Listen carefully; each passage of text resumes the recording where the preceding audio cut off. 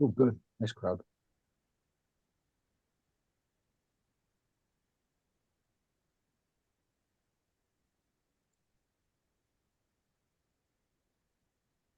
Okay, welcome to our webinar this afternoon. Um, I'm moving things around on my screen with Chris Heeter, and she's going to be talking about working on a wild team.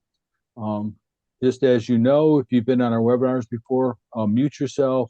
If you've got questions, you can put them in the chat, and we'll get questions answered. We're going to be recording this. If you um, are unable to stay for the whole thing, you can watch the video. It's going to be on our YouTube channel. And if I can make the PowerPoint work. Okay. This is this disclaimer screen that we always put up. Intellectual property, yada, yada, yada. Like we had a lawyer. And so I'm going to introduce our presenter, Chris Heeter. As a dog musher and wilderness guide for 40 years, Chris Heeter has learned a thing or two about leading teams, developing potential, working with a wide variety of personalities, whether they have 4 legs or 2. He's an award-winning speaker, recipient of MeetingNet's top 10 speakers of the year, as well as being a finalist in Minnesota Meeting Events Best Team Building Facilitator 2 years in a row. Several of us got to go to ASCA's national meeting last summer at their Leadership Development Institute, and Chris was the keynote speaker at the Leadership Development Institute for State Counseling Association leaders from around the country and Guam, and we were very taken by Chris's presentation, her manner of engaging people, her empowering message, and we said we got to get her for New York, and so that's what we're doing. She's been featured on the Discovery Channel's National Geographic Today. Decades of wilderness leadership experience indoors, offices, offsites, and so on. Her stories come from her own wildlife, from helping breed, raise, and train a team of 16 sled dogs to currently sharing 25 Alaskan Huskies with her mushing partner to the rivers that serve as the backdrop of many of her whitewater trips that she has guided. As a speaker, a wilderness guide, and a poet, Chris works as a guide, helps us navigate the terrain at work while holding on to our wild essence. So if you're ready to tap into your wild potential, then it's time to meet Chris Heeter. Welcome, everybody, and thank you, Bob, for that and for helping me get set up ahead of time. I don't know if you can even tell there's a dog here because he's sleeping on the back of my chair, but I wanted you to meet this guy. You just keep doing it. Anyway, this is Summit.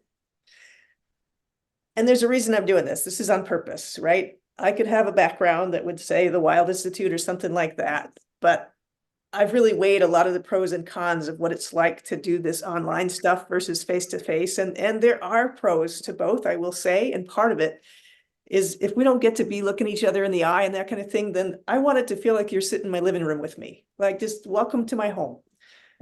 And I hope any of you that want to have your screens on, feel free to leave them on. I enjoy that. I think this is not a time for polished perfectionism, right? It's a time to just be real with each other and get to know each other, maybe in a different way by peeking around the corner and seeing what are you decorating with and that kind of thing. So Summit is named after Pat Summitt, the women's basketball coach of Tennessee. She died way too young of early onset Alzheimer's. So part of my naming of him is to keep her story alive. And many people with the chat, and I invite you always to be writing things, but we'll start asking, is this thing really alive? Is it a dog? Is it a stuffed animal? Indeed, this is Summit. He's alive and he's very mellow, but all bets are off. If a garbage truck goes by, there's going to be an eruption of barking, and I'm just going to ask for your forgiveness rather than your permission on that, because I just think you've met Pat Summitt. Okay, we got to talk later. Because I just think it's part of being real with each other and being able to just be as close and present as we can be. So welcome to my living room. Thank you for saying hello to my dog. And we shall carry on. I do hope you'll stay close during this time. I've got videos, I've got stories of sled dogs, all kinds of things that ties back to how you all do your work as school counselors. And I would love for us to just keep that chat moving. I'll be asking you some things. I'm hoping you'll be able to respond on chat. But for now, we're going to open up to get us in the mood, since sled dogs will be our primary teachers today. Let me get you started with what it's like to have a dog team.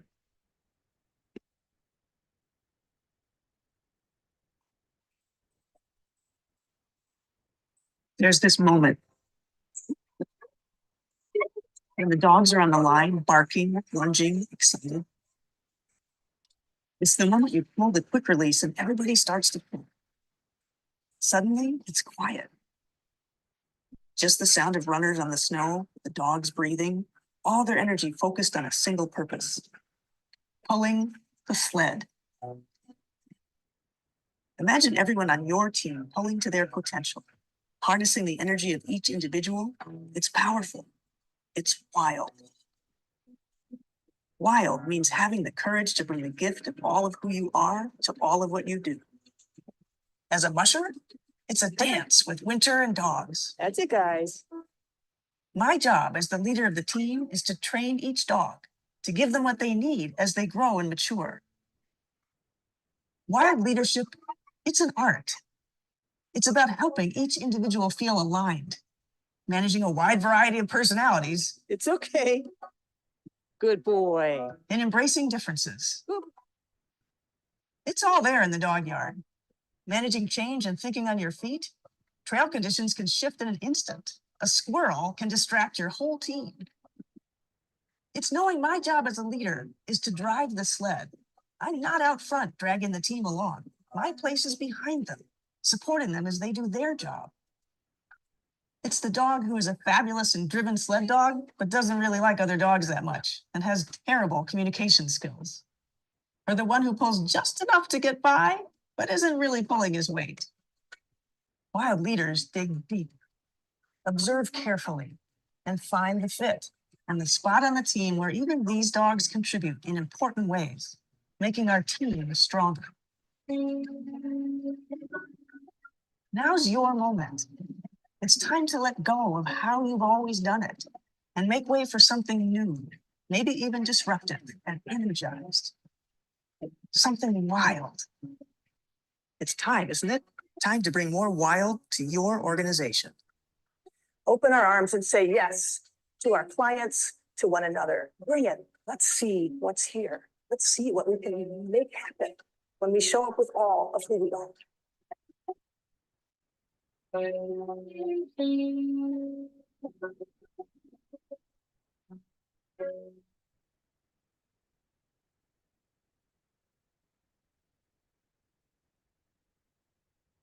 Well, now is that moment.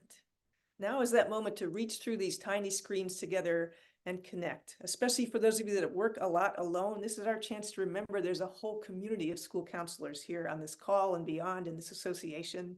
Now is the time to celebrate and recognize the impact of the work that you all do. It's the time to also realize the gift, but also the burden of the stories you carry and what you hold as you work with kids and their families. It's a time to just exhale together, take deep breaths and exhale even bigger together. And it's a time right now to wake up your wild sides. Now, here's what I mean by wild. Wild is who you are, right? It's just you. There's nothing to fix or improve or make better. It's underneath the roles that you play. It's just you. Beautiful, messy, natural you. So being wild means having the courage to bring the gift of all of who you are to all of what you do. Make sense? Having the courage to bring the gift of all of who you are to all of what you do. And what we're going to explore together in our webinar today is how to create a wild team. Because I know you're working on, let me find the right word, collective care teams, right? That's, I think, somewhat universal within New York State about how you're trying to work together and not only just be these lone wolves if you're in a small district, or jam together trying to figure out how to make a team out of it. So that's what we're exploring, is how to be wild individually and then bring that to the team. And to me, ideally, then wake that up in the kids and even the families that you work with. Now, I get that you might be thinking, well, Chris, you're a wilderness guide. So people come to you probably to find their wild sides, right? It's a little different in school systems. We have a whole lot more rules and regs, not so easy to be wild. So I thought I'll give you some examples of people being wild in different walks of life and see if we can't begin to build a framework for why a wild team is just perfect for school counselors. So let's start with an example of a speaker that I met named Toni Newman. Now, she speaks all over the world, Fortune 500 companies, used to be the head of the entire Canadian Speakers Association, like a big time speaker, right? And I got to hear her speak one time, and I met her afterwards, and she gave me her card and urged me to give her a call. So it took a couple of weeks to get my nerve up, but I called up Tony. I got her voicemail. Now, this was her business voicemail, start to finish. You ready? It went like this. Hi, our kids have stolen our keys and our cell phones. They've promised to give them back only if we give them our undue attention for the next week. So if you're getting this message and it's after May 18th, please call the local authorities. That's it. That was her entire business voicemail. So what do you think? You think that was detrimental to her business? Nah, you know better than that. So on your chat, please tell me, what did you just learn about Tony Newman in those 20 seconds of a simple voicemail? What do you got? What did we learn about her? I understand some of you may be on your phone, which might make that impossible. But anyway, here we go. Yep, she has a sense of humor. We did learn that easily. What else did we learn about her? She is who she is. Absolutely. Family is important. Yep, we got a sense of her values. She's confident in herself. She's real. That is a fair amount. Here we go. Still going. Doesn't take herself too seriously. She knows who she is. She's playful. So that's a lot to learn about someone in a 20-second voicemail, don't you think? I would submit that that's a wild voicemail because it's having the courage to bring the gift of all of who you are to all of what you do. So what do you suppose I did after I got that voicemail? It was not after May 18th. What do you think I did when I heard that voicemail? I changed my voicemail. Exactly. Very good, Heidi. Yeah, I changed my voicemail. I speak about being wild, right? So let me step up and not have such a boring voicemail. So anytime now you'll hear something on my machine about probably being out with the dogs or something like that. But yeah, it's a wild voicemail. The other thing I did, of course, was I texted 3 friends. I just call this number and then call me back. Because it's fun when people are willing to be a little bit more open, a little more real. All of your words here, it contagious. It catches on like wildfire, if you will. People are drawn to other people's wildness. It's being authentic, genuine, real. I call it wild. But still, she's sole proprietor. She can decide what's on her voicemail. Perhaps you can too. Maybe it's a new venture out for you all, but let's go somewhere else. Let's go to when I spoke for a major medical company here in Minnesota. Big time. They have more compliance issues and rules and regs, all kinds of things they got to follow. And I was talking to a team in a department about being wild at work. And one woman stood up and she said, you know, people in my life, they know me as fun and creative. But it's like I get to work, I hang fun and creative on a hook, I go do my job. At the end of the day, I put fun and creative back on and I go do my life. So I asked the team, how many of you think it's detrimental to work with someone who's fun and creative? And no hands went up. So she stood up, put her hands on her hips, and she said, you know, things around here are going to be different. And she started bringing more of her creative, fun side to her workplace. Now, this was a continuing job for me, so I got to come back a year later. And I learned the update, which is this. This woman happened to be the administrative professional for this team. So important to note right off the bat that she's not, by title at least, a leader in this position, right, within the team. But one of the things she noticed was that nobody did anything about birthdays. So one-on-one with each member of the team, she would go up to them, learn something fun and different about them that you might not otherwise know at work.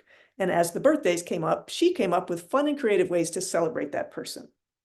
A year later, everything went up on their reports, from productivity to enthusiasm at work. Everything went up. Now, that's not the only reason, I'm sure, but I know that had something to do with it. Just because it's bonding, it's connecting, it's opening up with one another.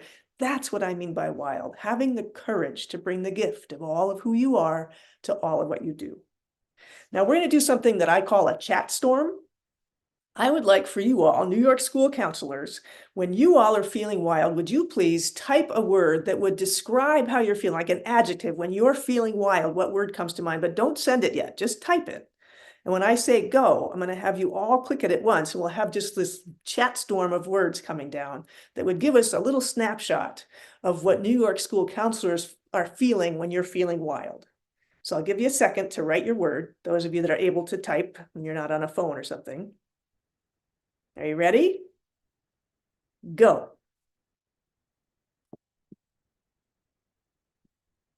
All right, hilarious, fun, loose, free, creative, relaxed, funny, relaxed, joyful. We're getting some themes. That's great. Witty. Funny is my PowerPoint supposed to be on? No, not yet. Okay, excellent. That's a pretty fast, good list as a chat storm, right? Now I get it.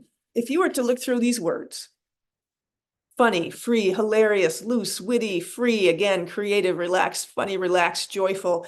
Think about those words for a minute. And I get it. You might be saying, Chris, these words are great. I mean, sometimes we do get there as a team. Sometimes I get there on my own. But I mean, this is school. This is not easy. And so it doesn't always happen. We do our best. I get that. Like if you put the color orange on your phone, you'd want to show me how every single second of every day is full. Like we try to do this wild thing, but it's not easy. But I would submit that if wild is not your top priority with yourself, with your team, with your kids each day, let's take a look at your words, the opposites of what your words. So if you're not feeling wild, let's look back at your words. If you're not feeling funny, then what's happening? We're getting serious. We're getting rigid. If we're not feeling free, we start feeling trapped. If it's not, again, hilarious, fun, loose, we're tight, witty, free. If we're not feeling creative, again, we're going to be really stifled. If we're not relaxed, we're uptight. If we're not joyful, I don't even know what the opposite of that is. If we're not spontaneous, everything points to this kind of locked in, rigid way of being that is not joyful, that is not inspired, that won't get you through your endless list that goes into your day. Does it matter to be wild? You bet it does. It's how we're going to do it. It's how we're going to work together, support each other, build teams, get collective care teams going. All that comes from starting out from a place that says, no, wild matters.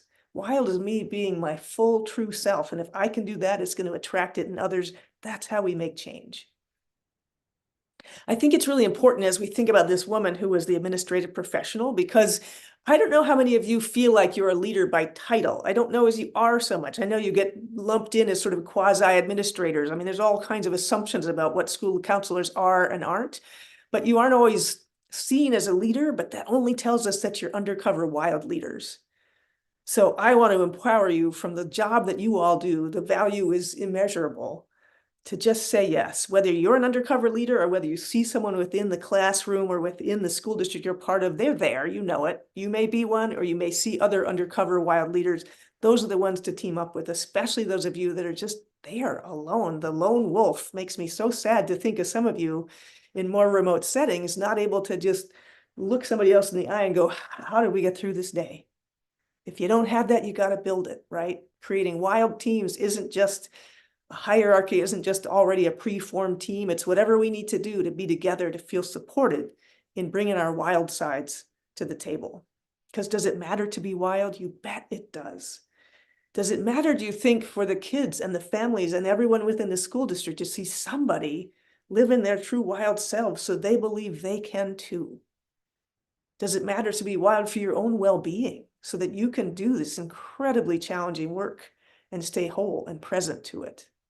You bet it does.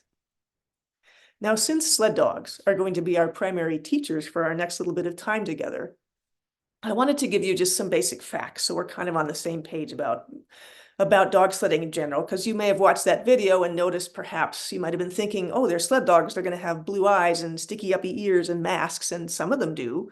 But as you saw, some of them are all red or all black or whatever, and that's because most sled dogs, dogs that pull sleds, are Alaskan Huskies, which is a mixed breed of northern breed dogs. So all the different varieties you can think of, from Siberians to Malamutes to Northern Irish dog. I mean, there's so many different kinds of northern breed dogs. The reason we breed them together is that A, they love to pull. I mean, northern breed dogs love to pull, right? If any of you have them, know that when you go for a walk, it looks like this. I mean, they just cannot wait to go. So we're just joining them in that and hooking them up. They're also beautifully designed for cold weather. So most Huskies, the Huskies prefer to pull a sled anywhere from about 10 degrees to 10 below is comfortable for them. So we dress accordingly. I don't know what part of New York you all are in. I know you're all over the place, but I'm in Minnesota and we have 0 snow right now. And I'm guiding a trip this weekend, dog sledding. So it'll be interesting. I'm heading up actually after our webinar so I can start shoveling snow from the woods onto the trail so we can try to run our trip this weekend. It's grim. We have 6 inches up north. That's it. But anyway, the dogs love to run. Anybody who's still thinking, oh, those poor dogs have to pull people on sleds, honestly, it's the ones who don't get to who are the most disappointed. They love it. It's as natural for them as retrievers retrieving, as herding dogs herding. Northern breed dogs love to run, love to pull. So we just join them in that.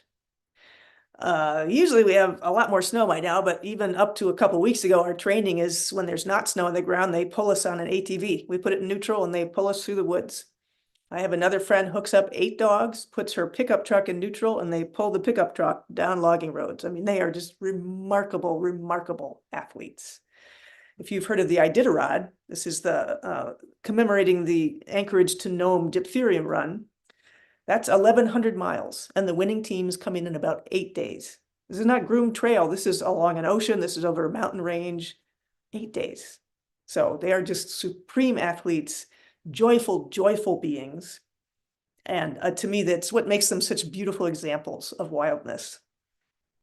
Now we get the way we get them to turn left, turn right, to please don't chase that bunny is voice commands.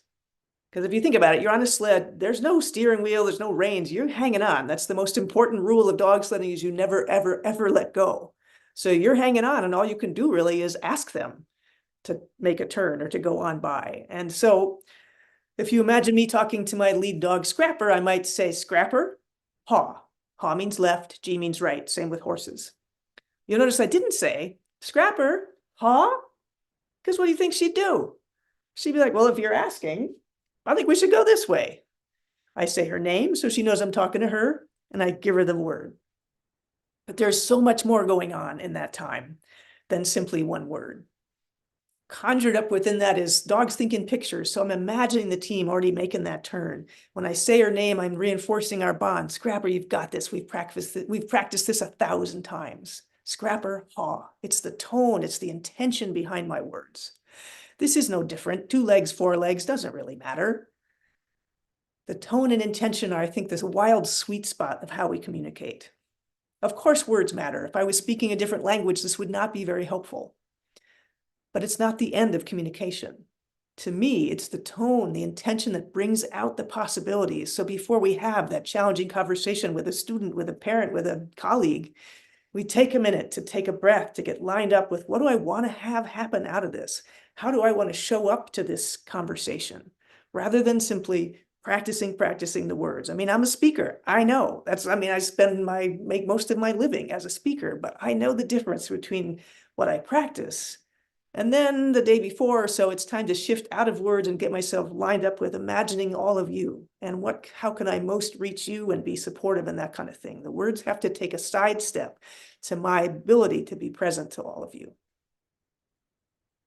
And finally, I just like the snapshot, really. If you think about wild leadership, think about I'm ultimately the leader. I'm the musher of my team, right? And when my team is on a run, I am standing on the sled behind them and they are pulling me. It's just a beautiful image to me of of leadership, right? Is when you're actually doing the run, the leader is holding still and supporting the team and guiding them. So I just like that image. So I'm going to show you some slides back and forth as we go here. So I'll be jumping on screen and off. I would say there are 3 essentials of a wild team: to be wildly present, wildly original, and wildly welcoming. So we're going to dive into that and see what we can learn about being, for example, wildly present, the practice of giving your undivided attention. Now, as school counselors, I think you probably have an edge on this because you've chosen a profession that makes you hone in, that begs you to stay right there in the moment with whoever you're working with. And we call it a practice because nobody can do that all the time. But as I was thinking as an example of it, it made me think of my dog, Scrapper. Now, for those of you who have dogs, some of you may have even had this experience where Scrapper was fine to about age 7, never afraid of thunderstorms. And for some dogs, when they get older, they start to develop a fear of storms. And that's what happened to Scrapper. And I'm just going to flick through a few pictures so you get a sense of her as I'm telling you the story. So she was out in the pen and a big storm came, and it was a bad storm. And so we went out and checked on the team after the storm, and Scrapper had dug out.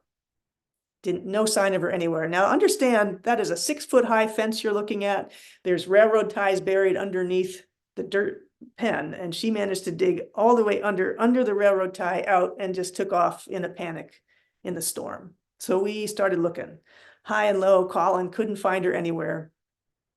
Again, I'm just going to keep showing you a couple pictures of her. Couldn't find her anywhere, started putting up signs, started asking people. We camped out that night by the dog yard in case she circled back, because something happens, especially with huskies, when they get loose. It's like their brain kind of changes. They switch into this not as connected to humans, just wild frame of mind, in not the best sense of wild, but just absolutely not connected anymore. It's just something weird that happens. So it was 2 nights camping in the dog yard, still no sign of her. And then a friend drove by in a pickup and said, "Hey, I think I just saw your dog up in the farmer's field." So without a moment, I just took off running. Didn't think to grab a leash, of course. But anyway, I saw her, and she was on the other side of this field. And I started walking slowly toward her, and she was just in this kind of panic stance, right? She was in just out of her mind kind of mode. And I knew if I just ran up and tried to grab her, she would run. So I get slower, I'm talking very calmly to her, and she's about to bolt, but we met sort of in the bottom of the field after this big storm. It was about knee-deep muck. And I realized I'm too tall right now. And I knew what I needed to do to be wildly present to her. So I knelt down in the mud, muck up to my thighs, and I just stayed there and talked softly to her. And she would plop on up to me in the dirt, in the mud, sniff, and I wanted to grab her so bad, but I waited and she'd back off. And a few more approaches and sniffs, and then that switch, whatever it is, flicked back, and she's like, "Oh, hi, it's so good to see you." Lick, lick, lick, hug her, tears, the whole works. And I got reconnected with my dog. This is Scrapper on a run. There's nobody happier than that dog pulling a sled. What Scrapper needed was for me to be wildly present with her. I can't always manage it. Sometimes I'll do that, reach out and grab, and it never goes as well. Wildly present for all of us. And you know this more than most, for when you're working with kids, especially, sometimes you're just kneeling in the muck with each other. It's not about fixing, it's about being wildly present. So, and believing in the other person that they can get lined up again, they can find their way if someone is with them, supporting them. Wildly present offers that to ourselves and to one another. To say, "I'm here, I'll kneel in the muck if that's what it takes." I know you're working with kids. I mean, every child now has trauma. I mean, after the last many years, that's just how it is. So we're all starting, in us included, a level of trauma. So to be present, to just stay with each other, feels like a very important piece of how we can be wild and wildly present with each other. This brings us, keep switching back and forth here. This brings us to wildly original, living your own wild story. Wildly original asks you to spend more of your time and energy being yourself than that same amount of time and energy kind of pretzeling yourself into something or someone you are not. What that says is it encourages belonging, it encourages discomfort even, but then says you're able for it. But it's asking you to spend the energy that you have being more yourself rather than that same energy trying to twist and turn into something you're not. Whatever you might imagine a school counselor has to be or must look like or show up like, it says maybe, maybe not. So suppose I was a student that came in to talk to you. And you were like just trying to be friendly, and you would say, "So, hey, what'd you do this weekend?" I already have some decisions to make in that question. Just an honest, interested, wanting to connect kind of question. I have some decisions to make about how I answer that. For me, do I talk about what I did this weekend as if I live alone and I'm completely isolated on an island by myself? Do I mention my partner? Do I mention my partner, she? How hard do you want me to work to mash things around so that I can show up in a way that gets nobody uncomfortable? Do you see what I'm saying? How hard do all of us have to work to try to fit into molds to keep comfort as the ultimate important item? It's true for all of us. Now, for some of you, it's a thing. For some of you, it's not. It's okay. What we're asking is to say, can we all show up wild and wildly welcoming? Because how much energy are we spending to try to twist and turn, and the people we're dealing with, how much energy are we trying to spend on all of this? I know you are bumping up against all kinds of barriers. I know there are no simple answers for the stuff that's coming at you on a daily basis. I know, at least for the high school counselors, you're being asked almost to be accountants filling out the forms at this time of year. It's crazy hard stuff. But I also know that the courage and the leadership and the empathy even gathered with us on this screen is enough to meet that time and that place. I know this is not easy. I know you need to shore yourselves up sometimes. In order to do this, you're going to need to be unapologetically your full wild self in order to be able to do this work that you're doing. And it starts with coming together like this, in person or on screen, but having the support to say, this is who I am, this is who you are. How can we do this in a way that supports everybody?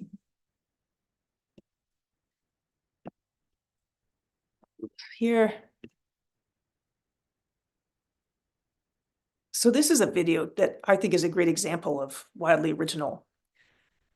We teach dog sledding, right? So people come to us every weekend in the winter and we teach you how to mush. And one of the things you need to learn how to do is harness the sled dog. And we'd like you to do it the same way, because if everybody did it different, it's just harder on the dogs, and some ways work better than others. So we thought, oh, let's make a video. Great idea. So this is our attempt at making a video of how to harness a dog that is, in the end, a complete and absolute video fail. So we always get the harness ready. We always greet them first. It's fine with us if they jump up. We don't mind. Lots of kisses. But when the time comes to put the harness on them, they're supposed to be on the ground now, but now she doesn't want to. So now I'm just making it up and getting her harness. This is no longer a useful video. We're dancing with each other. She's looking all over. A lot of ADD in this dog. I do eventually get her on all fours. But now you can see she's stiff arming me for some reason. She still wants to go. She's just being silly. So kisses all around. And you may think that when you take a dog to the line, you just let them walk up or have them on a leash, but they're too strong. So we always say we bring them up 2-wheel drive versus 4-wheel drive. So we hop the dogs to the line. There we go, hopping, smile to the camera. There we go, hopping up to the line.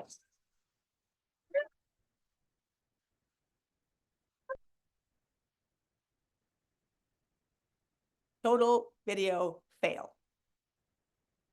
The point, however, is this.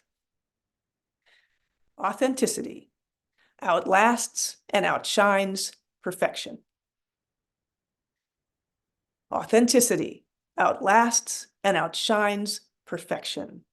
I don't have a doubt in the world that everyone on this screen, every school counselor, your heart's in the right place. You could pick an easier job. You could pick a better paying job if you really wanted to. You are in this because it is part of a passion and a mission. That is my guess. You couldn't stick with it otherwise, certainly not over these past several years.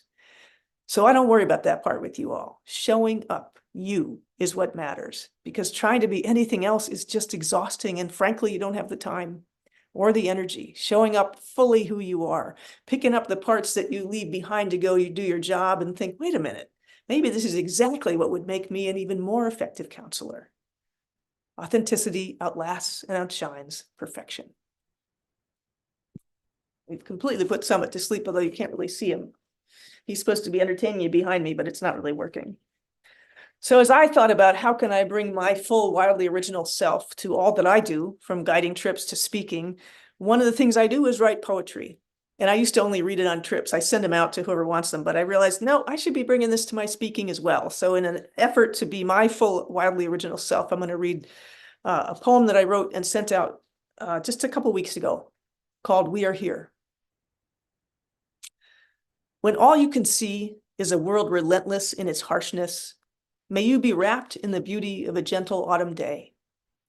When it feels like we shall never find understanding, may you lay down upon this earth, on soft, solid ground, look up at a sky filled with wonder, feel the ground beneath you, and recall how wholly and completely we are all connected. When you are wrung out, done, capable of no more, may you rest deeply and let yourself dream, knowing that this is the very best, most important thing you could do. And when you dare to feel joy, the bone-deep belly laugh, open your arms to the world elation, may you feel it, may you know it, and may you hold it with an open hand, delighted. For we are all joyful. We all feel despair. This is living. This is it. You haven't missed anything, done it wrong, or lost the manual. We are here to experience. We are here to love. We are here to hold joy and grief with one another, and we are here to engage with all of it.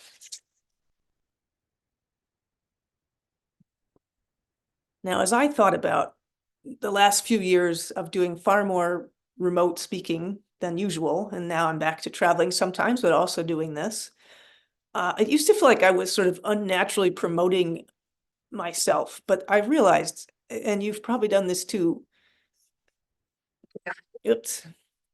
When you finish this meeting, or when you've led something or worked with a kid online, or everything we've been through, it's like you click end meeting and you look around. At least for me, I look around here, I'm in my living room, I got my dog upside down behind me. It's like, we need to be connected. So I can't say I'm online a whole lot, but if we are, I'd love to stay in touch. And there's more that we're going to cover, but I just realized it's really important to say this, that this is waking something up in you. We don't have to stop here.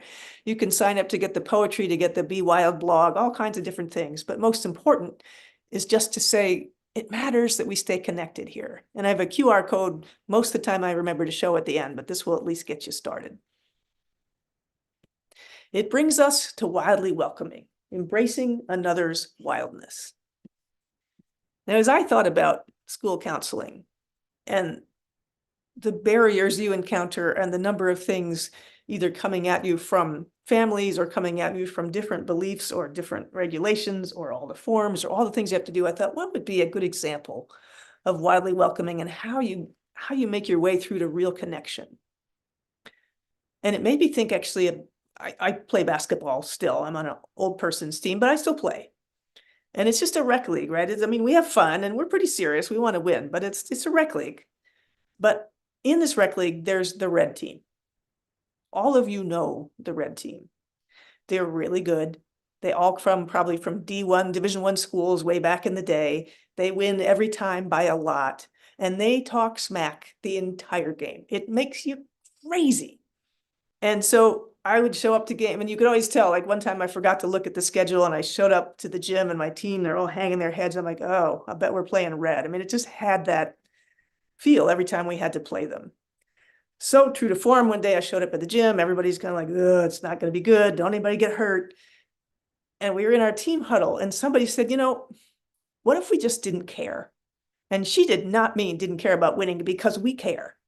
She meant, what if we just didn't care about all the stuff they say and the way they pick at you and argue with the refs? What if we just didn't care? So instead of putting our hands in the huddle at the start of the game and yelling defense or something, what we yelled was Zen basketball. And we go out onto the court to play, trying not to be hooked by all the hooks that they are setting for us. And within mere moments, somebody on my team got knocked down and one of us helped her up and said, Zen basketball. So we were trying not to get egged on by all the stuff they were doing. And they started doing what they do, saying stupid stuff. Like one time, one of them tried to make a 3-point shot and I ran out and I didn't block the shot, but she shot an air ball. So we're jogging down the court side by side and she goes, too late. Like it was too late. I didn't block the shot. She didn't mention she missed the whole ring, right? I mean, it's just, they drive you crazy. So this game is going on, but we're just not getting hooked. We keep supporting each other saying, Zen basketball, come on, we can do it. And something interesting started to happen. First of all, we started making crazy shots. I mean, crazy stuff. I made a 3-pointer from the baseline off the backboard. I mean, that doesn't happen. But we're jogging down the court. It's like, I guess more shots go in when you play happy, right? So we're just playing and laughing and having a good time. And the red team, when it didn't work to keep picking at us, they started picking at each other. To the point that one time, and it's not unusual, that they would steal the pass and their really good point guard starts flying down the court. And instead of just going and shooting a layup, she ends up screaming timeout, throwing the ball down in the court and saying, nobody's running. So we go to the sidelines, have our little team meetings, like, wow, this is really different. And we kept playing pretty well. And all they have to do really is lob the ball into the 6-foot whatever person that goes like this, turns around and puts it in, but she kept missing. And the game went on. We get to halftime, we're about tied. It's like, wow, this is really something. And towards the end of the game, we had another timeout. And one of my teammates said, you know what, you guys, we've already won. And she pointed and we looked at the other team and they were in a huddle, but they were just screaming at each other. And when they came back onto the court, they started screaming at the refs. Now we won that game by 5 points. I would love to tell you that meant from then on, we always play Zen basketball against them and we always win. And that is not the case. We easily get hooked by the stuff they still say, but we have this memory of what that was like and we strive for it. And when I think about you all as school counselors, I mean the hard parts, when you're bone tired and you still have to turn all your wild presence to the next fire drill, the next whatever that's happening in the course of your day. Because I did ask Bob, give me a typical day. He goes, there just isn't one. You have a plan and then stuff happens and then you deal with the stuff, right? So it's almost more a physical representation with this red team and what it means. Something's coming at you, whatever the negative vibe, whatever's that is coming at you. And instead of meeting it like this, which we want to do sometimes because this isn't right, we just let it on by. We just step out of the way, let all that negativity fly by. And then as they circle back, that's when we meet them. It's almost a physical movement that just says, this is not personal. This is not personal. This is about being present, being wildly welcoming. So when you're done with that, I'm going to be here for you. Wildly welcoming. Now I have one more story for you here to get back to my screen. And I debate whether I should show this to you or not, because I mean, I would think school counselors, you got to be sort of tough, but I know in there you really tender hearts. So I want you to take a deep breath because this first picture is going to get you a little bit. So you ready? Take a deep breath. This is Dewey. I know, could you get cuter? Full name Dewey Rufus. Now we had bred our two best lead dogs together and got a batch of puppies, Dewey among them. Now, when they were about 5 weeks of age, we began to notice that something wasn't right with Dewey because we had these three others to compare him to who were getting kind of roly-poly and growing and playing and sleeping, and he was getting more and more skinny as time went on. So at 7 weeks of age, we knew we had a problem, and we took him to our vet, and the vet looked him over and he said, I can't tell you exactly what's wrong, but a pup this age at this weight, he's obviously not able to hold his weight. Most people would put him down, but I know you guys. So here's the name of the vet at the University of Minnesota Vet Hospital. Have fun spending all your money. Now, for those of you that are just beginning to clutch your heart, let me tell you that this story has a happy ending. So you can relax and enjoy it, because I know I'm a dog person. I cannot even, there's actually a website called Does the Dog Die? And it's about movies. So you know whether to watch them or not. So let me just tell you it's a happy ending before we go any further, okay? So we took Dewey to the vet and this at the university, and they said, well, there's a part of his esophagus that has no motility. So what that meant was the milk or the food would get partway down and just the tiniest bits getting through, and the rest was coming back up. It was not survivable. But they said we could try. I mean, we could do surgery and essentially cut the esophagus this way, sew it that way, and maybe we could jump that spot and he'd survive. And it was Dewey. So we said yes. So at 8 weeks of age, Dewey had 7 hours of surgery. It was much more than anyone expected. They kept finding things while they were in there. They came out at one point and said he's got a bulla, which is like a bubble on the lung, and it might not be a problem in the long run, but since we're there, we should probably remove it. And we're like, okay, but like, stop looking. So eventually he was done. 7 hours of surgery later, he spent one night in the puppy intensive care. And the next day we go home with this fragile little baby. We don't usually dress our huskies up in jackets. They don't need them. But if he was going to survive this, the esophagus needed to heal. So they put a feeding tube directly into his tummy and said 6 times a day for the next 3 months, we want you to squirt this kind of liquid food directly into his belly.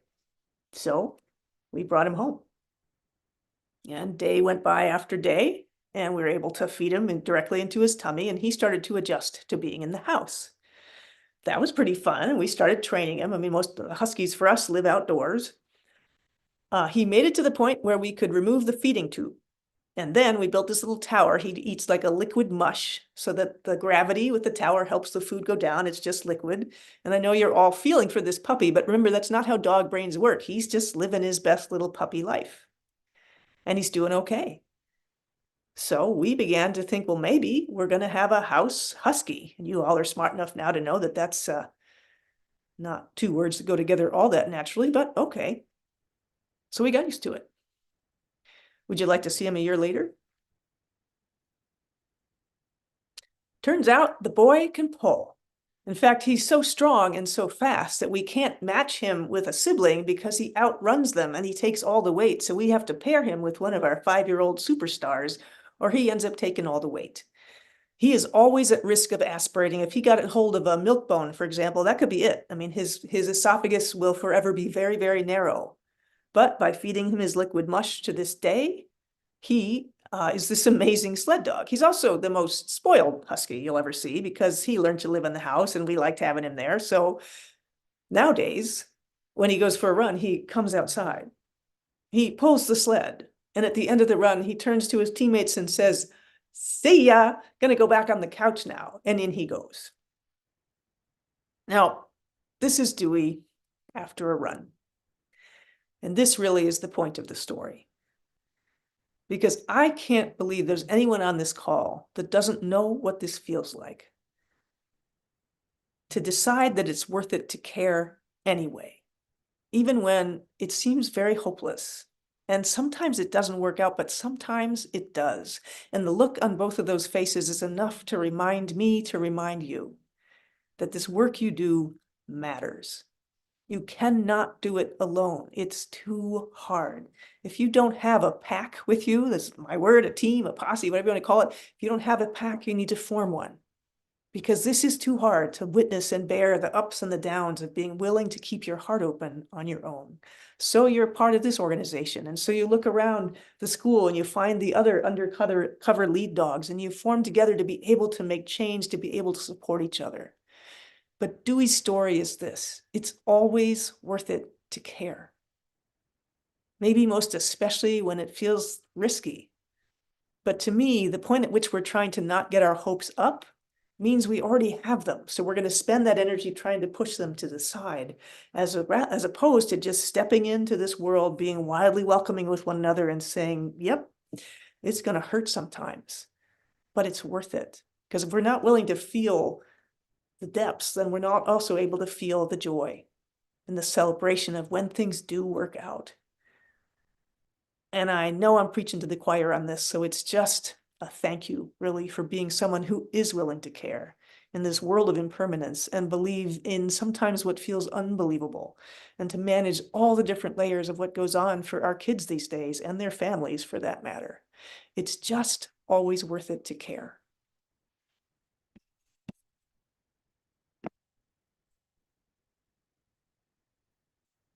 I don't often read a second poem, but as I was preparing for today and thinking, like picturing all of you in your different places of work and together and alone and all of that, I thought, you know what we're not talking about right now, at least that I've seen, is grief. And all of us are experiencing it, whether that be from something personal or being adjacent to someone who's grieving. It's just a part of life. And I think especially now, probably always has been, but now it's just right in our face. And it led me to write this month's poem, Wild Poem, about grief, looking back on the holidays. And so I've never read this before to a group, but if anybody was going to be receptive of it, I would think school counselors would be. So this is called Holiday Reflections, Giving Grief a Seat at the Table. Merry or happy does not fully reflect all that is present during holidays. Joy is closer, with its arms wide open reach that delights in happiness and bright new faces, but does not turn away from the missing chairs around the table, the empty dog bed, the quiet pain of loss in its many forms. Holidays can be frenetic, overrun with suggestion that everything be merry and bright. We know better. All of us who dare to love and let go in a world that promises impermanence, we know the score. We choose breath by breath to stay engaged anyway, to expose our tough and tender hearts to the ways of this world, to say yes to it, to find a way to make a companion of grief. The searing truth of grief, the secret, is to let it in. Pushing it away seems the answer. Shut and lock that door against this most unwelcome presence. Grief is crashing waves and hurricane winds, but it's also a warm blanket that will wrap you in an embrace that does not shy away, with arms big enough to hold it all. But you must let it find you. Sink to the ground, open the door, let grief break you open to a place you didn't quite dare believe in.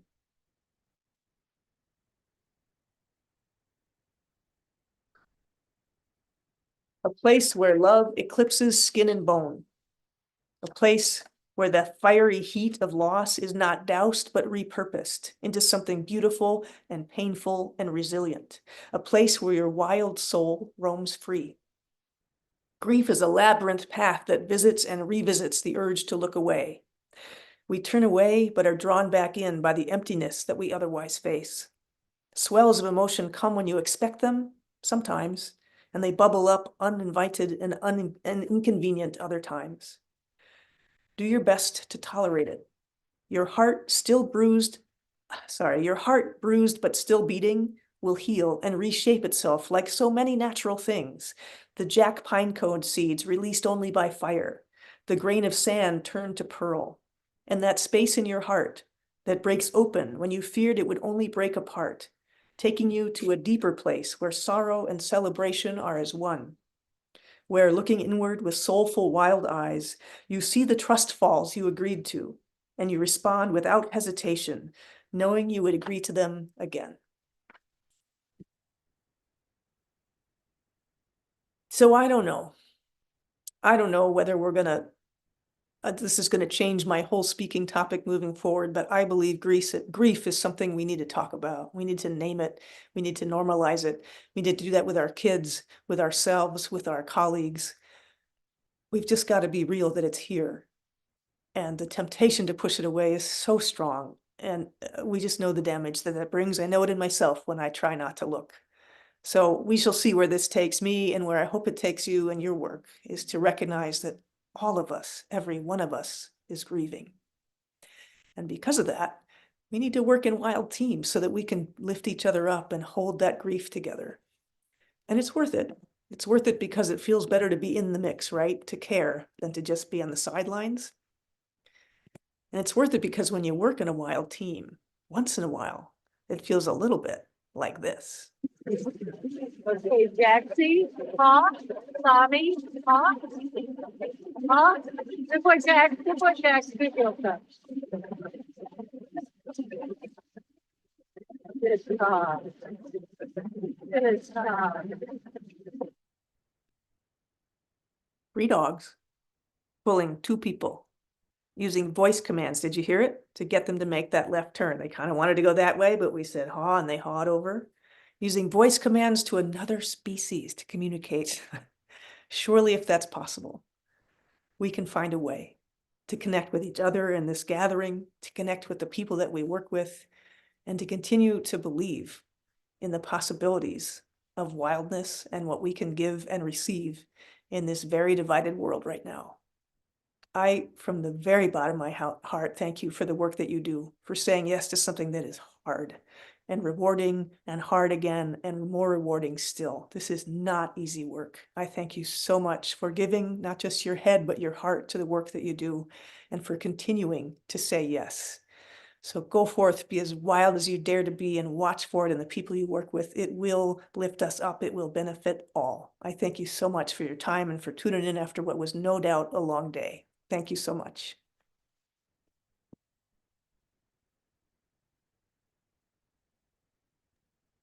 Thank you, Chris. Thank you for joining us in New York today. I love New York. I love New York. I think there's a song there somewhere. I think so too.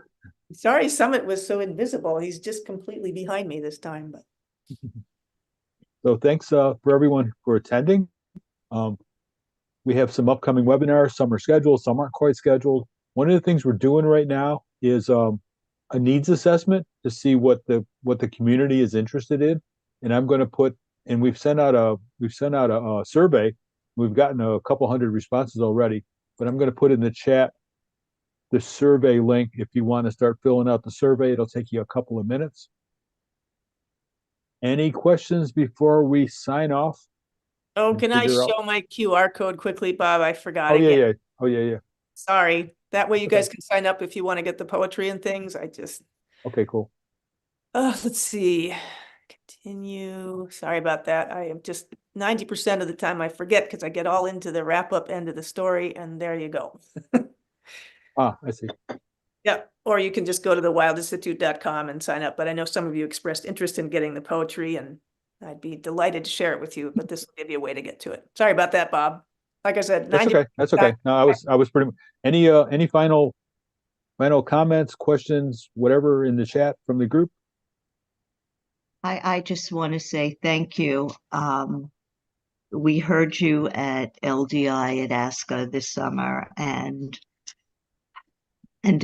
it's you. I feel like you just gave me another booster shot. So thank you so much. Much appreciated. My deep pleasure. Thank you for being there doing this work. And we're going to pray for snow in Minnesota. Yes, please. If anybody from both Buffalo, just send it on to northern Minnesota. We would love it. All right. Thank you. Have a good day, guys. Bye-bye. I'll get out, somebody always asks for a certificate of attendance. They'll be coming out tomorrow.